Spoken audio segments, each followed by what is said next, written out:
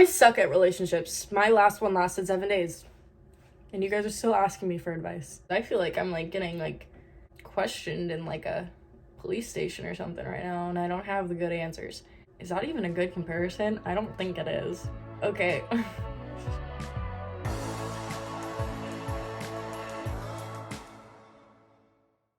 Hey guys, I just wanted to do a chill little sit down video today, and I asked you guys questions on my Instagram about what posts you want to see or what type of content you want me to post for you guys. A lot of you are saying that you want relationship advice. I think it's so funny how so many people ask me for relationship advice because I literally have been in like 2 serious relationships, and one of them lasted 7 days.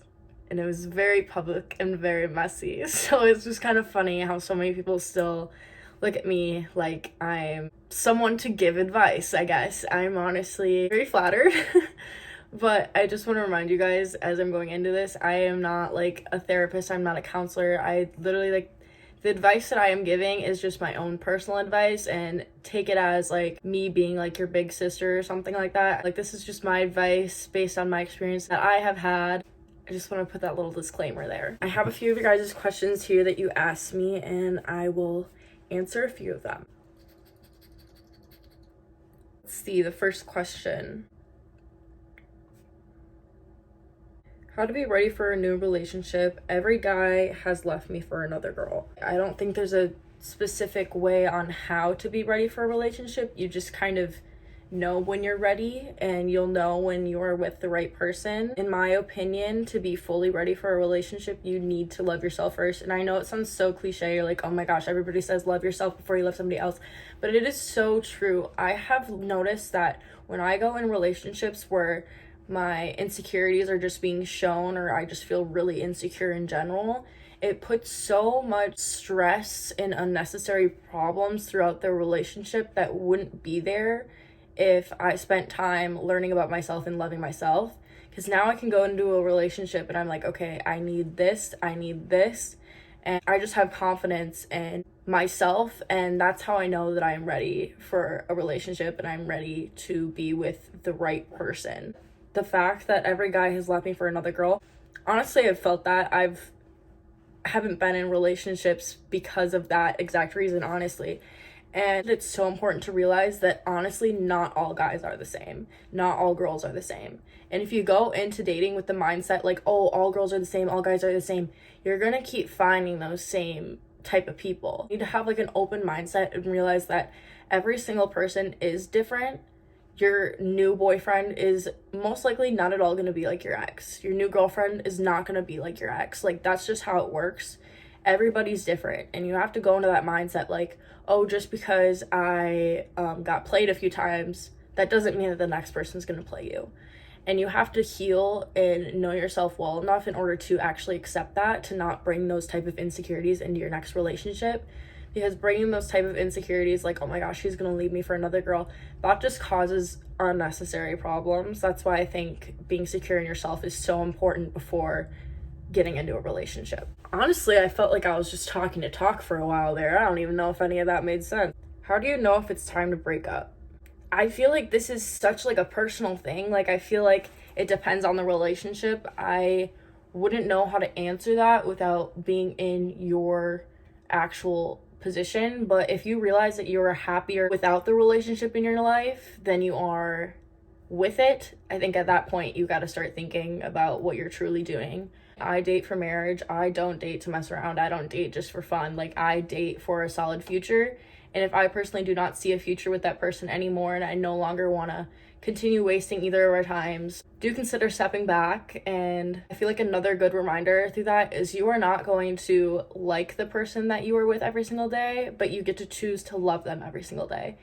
And once that love is there, it's hard to let go of. You can still love somebody after breaking up with them. I feel like so many people are like, oh, I still love them, like I don't want to leave. But honestly, most of the time, love is not enough. I wish I had like a simple answer that was like, oh, when you stop loving them, just leave. I don't know. I just don't expect people to fall out of love or stop loving somebody. You can love somebody at a distance. Love is not a good enough reason to stay with somebody. What's your biggest red flags in a relationship?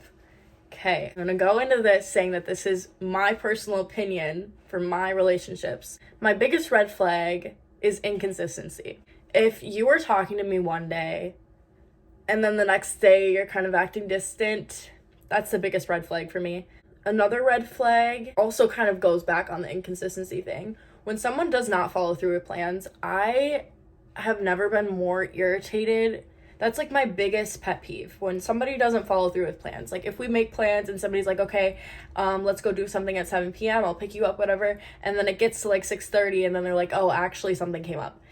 Like if that happens once, okay, but if it happens more than once and it's like a consistent thing, I cannot do it. I think that's my biggest red flag. Another red flag, I would just say lack of communication. I think communication is the most important thing in a relationship. Simply communicating like, hey, I'm not going to be on my phone for a few hours. I'll text you later. I believe is so important. And when a relationship lacks communication, then it seems like I start to lack interest. I lack trust.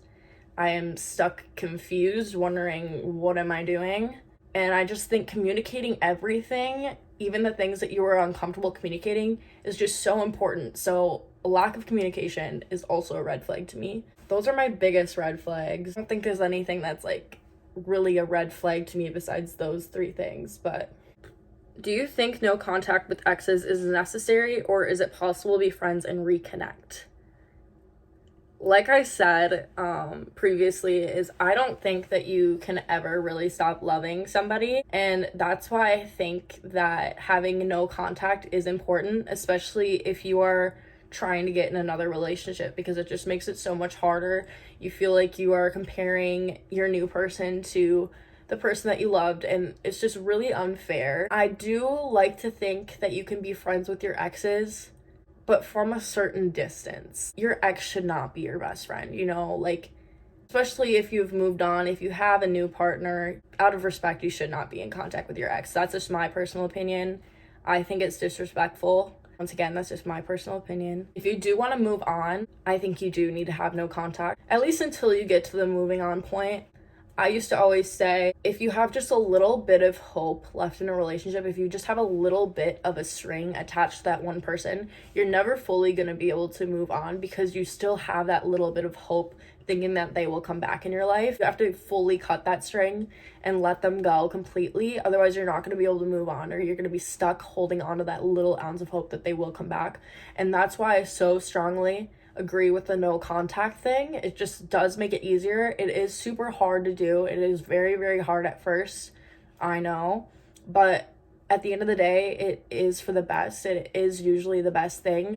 In my opinion, no contact with an ex is what works for me. I don't like to be in contact with any of my exes. I like to focus on myself. I like to focus on my future, and they are a part of my past. So I cannot focus on my past and my future at the same time. I'm not what happened a year ago, not what happened last week. I'm focusing on the people in my life now and the people that are going to be in my life.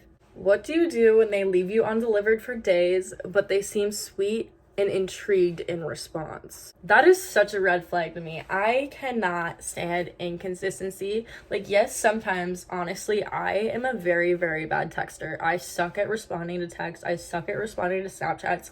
But at the same time, if it's somebody that I really want to talk to, I have always been good at communicating, especially when it comes to somebody that I'm dating. So what I have learned from that is that if somebody truly wants to be with you, they will put the effort in. And if they are being inconsistent day in and day out, and you don't know, like, oh my gosh, is this person going to talk to me today? Is this person not going to talk to me today? Like, what is happening? Something that God sends you will not be full of confusion. You will know. You won't be sitting there confused, like, oh my gosh, is he going to talk to me today? Is she going to talk to me today? That's not how dating is supposed to work. That's not how relationships are supposed to work. You're not supposed to be left confused. They shouldn't be making you feel that way. They should be making you feel wanted, and they should be making you feel like they want to talk to you. They should be making you feel like they want to know about your day.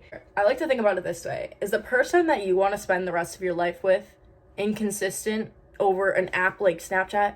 No. What to do if your ex won't stop contacting you? The block button. It looks really good sometimes, and especially in those situations. Just act like they don't exist. Continue to focus on yourself and focus on your future and the path for your future, and it helps. Next question. what to do if they go mess around with other girls, but they come back and say that they miss you. Been there. Like, if you're not actually dating this person and loyalty is not really an expectation, I don't necessarily think that that's a bad thing. At the same time, if they wanted to be with you, they should be with you. It's kind of like a tricky thing. I feel like I would need to know more about the situation in order to truly have a good answer for that. Because if they don't owe you loyalty, I guess they are still allowed to do what they want with other people. But them coming and saying, I miss you, you know, that can leave you confused. So I don't really know. I would have to know more about that situation. Sorry, I don't really know how to be helpful. I think I'm gonna do 2 more questions. Thoughts on who should pay in the relationship and when they should / how often? Okay, this is kind of a hard question because I feel like when you are starting to date somebody and when you like aren't officially exclusive, I feel like the boy should usually pay for the dates and the things. I feel like the boy should be pursuing the girl. That's just my personal opinion and my standards. Once you are dating for a while, I think it's safe. Pay for things like every other or split the bill. I think that type of thing is okay. It just depends on the person. It depends on what your relationship is like. I feel like that's something to be talked about per each relationship. I don't really know how to answer that one either. It's just something that needs to be talked about with your partner.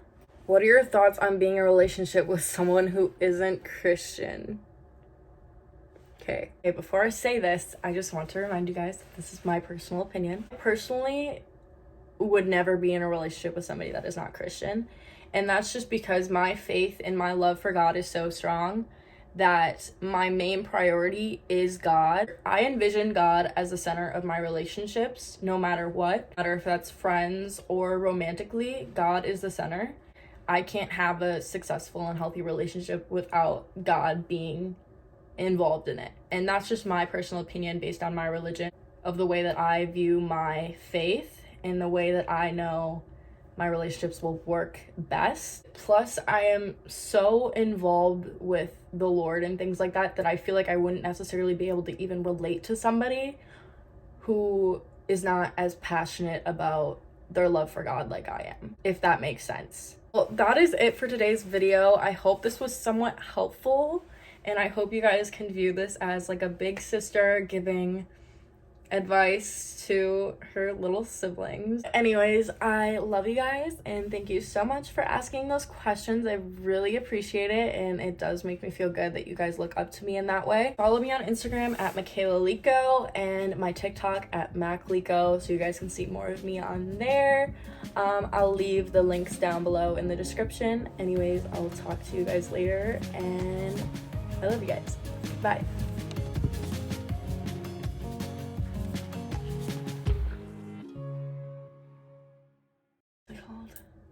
What am I looking for? What word am I looking for? TikTok at makleko. Legal? I don't even know how to say my own name.